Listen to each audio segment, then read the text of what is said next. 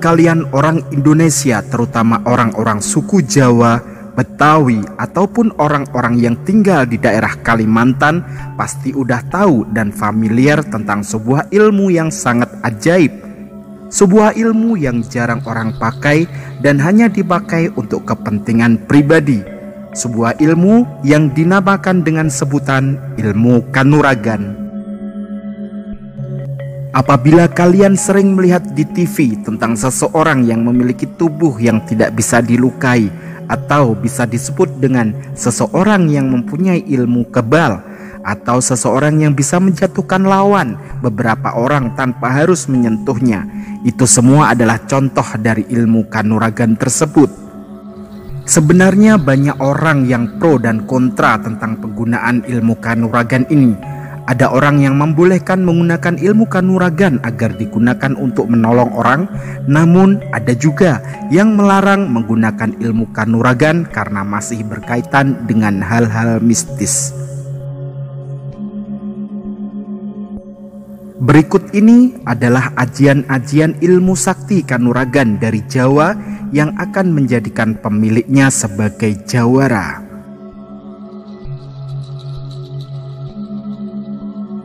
Yang pertama, ajian rawa rontek, ilmu yang membuat pemiliknya abadi. Ajian rawa rontek merupakan ilmu yang berasal dari Jawa. Konon katanya ilmu ini akan membuat pemiliknya hidup abadi. Ilmu Jawa kuno ini biasa digunakan oleh para jawara di masa lalu untuk memberikan kekuatan lebih pada tubuhnya. Selain untuk menjaga diri, ilmu ini juga dipercaya digunakan oleh para pejuang kemerdekaan Indonesia pada masa penjajahan. Seseorang yang mempelajari ilmu ini konon tidak bisa mati meskipun dalam kondisi kepala terpenggal. Kepala tersebut akan kembali menyatu dengan badan pemilik ilmu rawa rontek. Maka dari itu, ilmu ini dipercaya dapat membuat seseorang kekal abadi. Ilmu rawa rontek dipercaya sebagai salah satu ilmu hitam. Maka dari itu, siapapun yang ingin memiliki kesaktian dari ilmu ini akan dimintai syarat yang sangat berat. Syarat ini sangatlah sebanding dengan kedahsyatan dari ajian rawa rontek. Meskipun tingkat kesulitan untuk mempelajari ajian ini sangatlah tinggi, namun ternyata ajian rawa rontek dapat diwariskan kepada orang lain. Seseorang akan mewariskan ilmu ini kepada orang lain ketika hendak mengakhiri hidupnya. Saat ilmu ini telah diwariskan kepada orang lain, maka pewaris ilmu ini akan kehilangan kesaktiannya dan menjadi manusia biasa pada umumnya. Setiap ilmu kanuragan tentunya memiliki kelemahan, tidak terkecuali dengan ilmu rawa rontek ini. Konon, sumber kekuatan ilmu ini berasal dari tanah. Maka untuk mengalahkan orang yang menggunakan ajian rawa rontek ini bisa dilakukan dengan cara menggantungnya di atas pohon hingga mati tanpa menyentuh tanah. Kesaktian ilmu tersebut akan hilang dengan sendirinya. Sebagai salah satu ilmu hitam dengan tingkat kesaktian yang tinggi, ilmu rawa rontek akan memberikan tuah berupa kutukan bagi pemiliknya. Hal ini harus diterima oleh pemilik ajian rawa rontek sebagai timbal balik terhadap kesaktian ilmu tersebut. Kutukan ini akan terjadi ketika sang pemilik ilmu rawa rontek tersebut meninggal dunia. Bentuk dari kutukan ajian rawa rontek berupa perwujudan manusia menjadi kecil dan mengering seperti jenglot.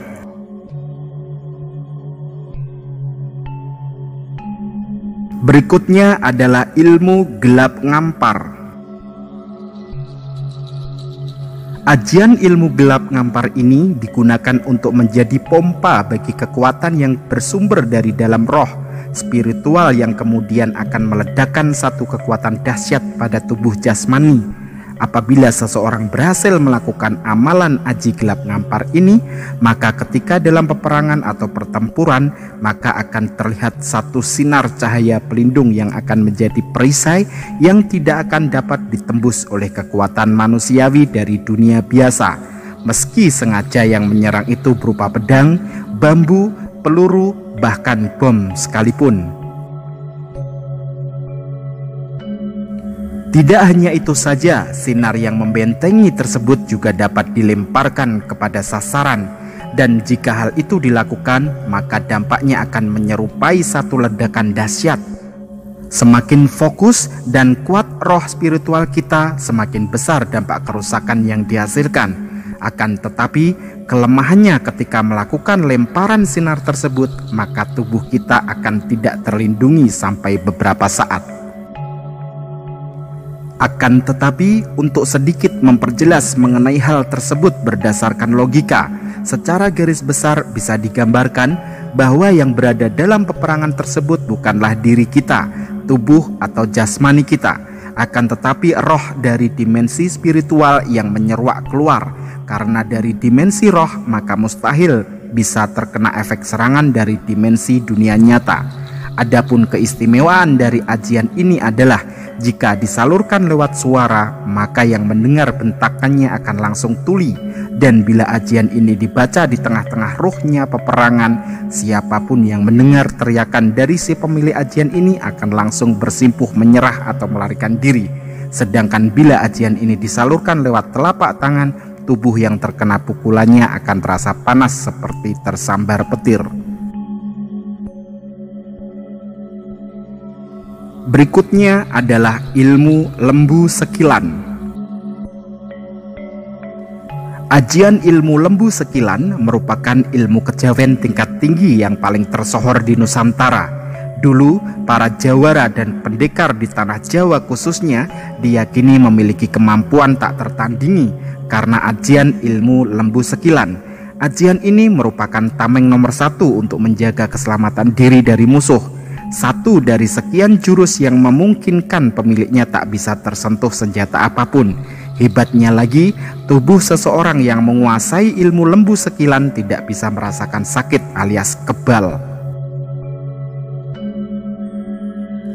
Mau diserang dengan senjata api, senjata tajam, benda tumpul, bahkan dengan tangan kosong pun akan meleset pada pemilik atau pemegang ajian lembu sekilan ini. Sehingga serangan fisik berupa apapun akan meleset selebar sekilan atau sejengkal dari badan. Sampai kini ilmu ini katanya masih tetap ada, bahkan masih dipelajari oleh beberapa orang. Tapi untuk mempelajari ilmu ini tidak mudah, ada tahapan-tahapan berat untuk mencapainya. Seperti ilmu-ilmu Jawa kuno pada umumnya, ilmu aji lembu sekilan bisa dipelajari.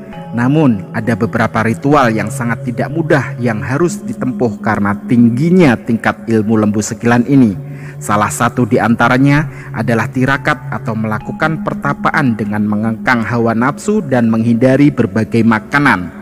Ilmu ajian lembu sekilan dimiliki beberapa orang, bukan untuk sekedar gagah-gagahan saja.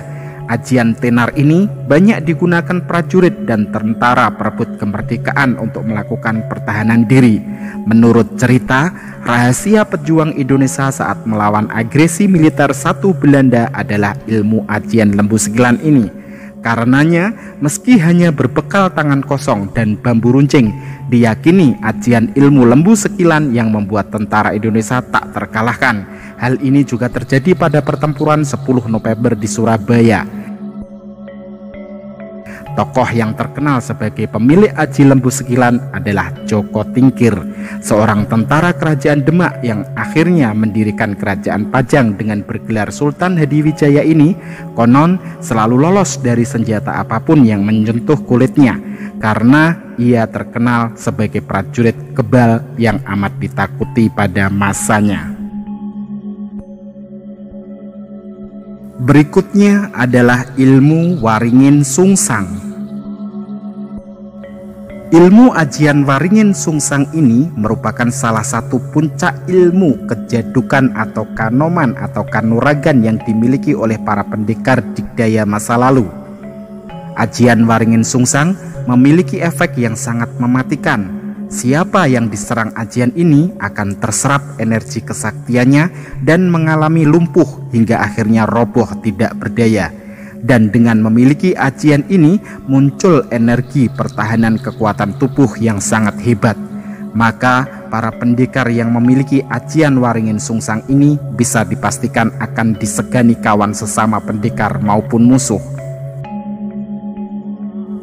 Menurut cerita, ajian Waringin Sungsang ini diciptakan oleh Sunan Kalijaga. Beliau juga menciptakan banyak ilmu kadigdayaan lain seperti aji lembu sekilan dan lain-lainnya. Kenapa Sunan Kalijaga menciptakan ilmu kadigdayaan yang begitu banyak?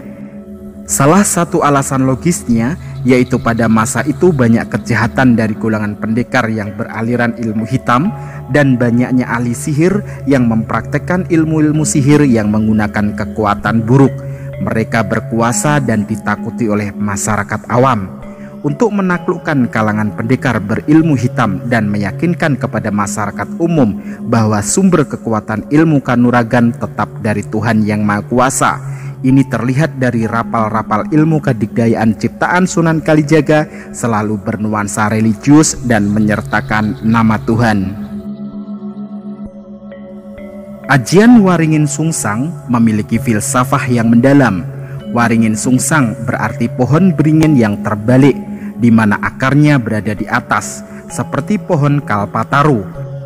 Pohon Waringin Sungsang ini bermakna sumber kehidupan segala yang ada, sumber kebahagiaan, keagungan, serta sumber asal mula kejadian.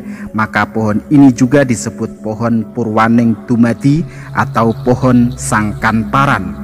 Di dalam Waringin Sungsang juga terdapat ular yang melilit pohon tersebut. Ini melambangkan jasmani dan rohani yang telah menyatu dalam perilaku. Maka seseorang pendekar pemilik ilmu Waringin Sungsang ini adalah orang yang sudah manunggal atau menyatu kehendak lahir dan kehendak batinnya. Ilmu ini hanya dimiliki oleh para pendekar sepuh atau tua sehingga tidak digunakan sembarangan karena efeknya yang melumpuhkan. Karena begitu tingginya filsafah yang terkandung dalam ajian Waringin Sungsang ini, maka hanya kepada para pendekar yang sudah menyelesaikan urusan diri sendirinya lah ilmu ajian ini boleh diwariskan.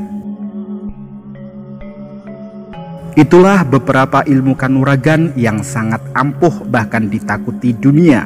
Bagaimana? Apakah Anda tertarik untuk memiliki ilmu kanuragan tersebut?